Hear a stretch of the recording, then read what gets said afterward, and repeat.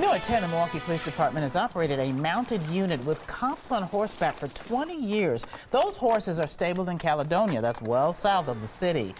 By this time next year, though, construction could be nearly complete on a new equestrian center on the city's south side. As George Mallet shows us, this is good timing. Police see a lot of value in the cavalry.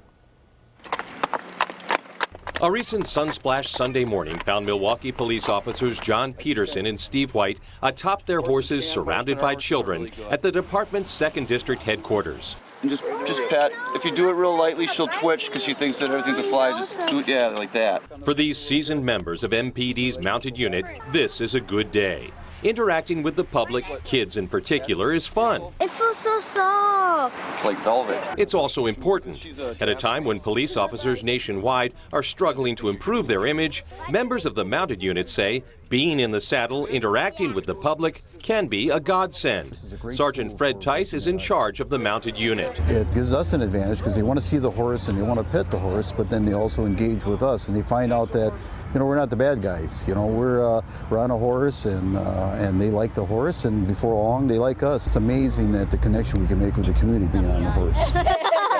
It's a positive for the city. I think it's great, and I think the children love it too. Charlotte Rodriguez had never been anywhere near a horse before meeting officers White and Peterson, along with their well-muscled steeds, Prince and Jill. Oh, it was great, just great. And this is my first time doing this, so I've asked a lot of questions, and I still have more questions to ask, and it's great. Yeah, it's very nice. The public relations advantages to having officers up on horseback are obvious. What is less obvious, though, is that there are distinct strategic advantages to having cops in the saddle.